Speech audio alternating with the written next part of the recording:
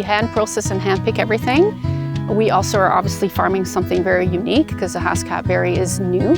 And we also focus on health and community health and trying to get the message out there about eating local and just the food system in general and how it's set up. So we like to really focus on health. I'm Amber from Indigo Valley Farm. We are a 3-acre certified organic Haskap berry farm in Vernon at 5565 Day Road.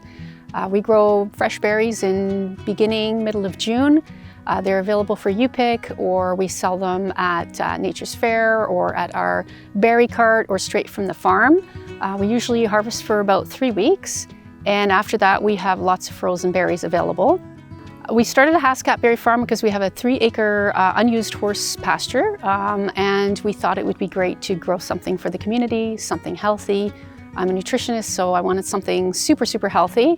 And so we decided on the Haskap berry, even though not a lot of people had heard about it, and it's proven to be very challenging because it has to be all hand processed and hand picked. It's a very delicate berry, and we have to cover the whole thing in bird netting, so it's very labor intensive, but at the end of the day, it's a healthy and great tasting berry. Haskap berry it's new to the market, but it's been around for thousands of years. The Russians and the Japanese used to eat it, and it's basically around the world wild Haskap berries grow.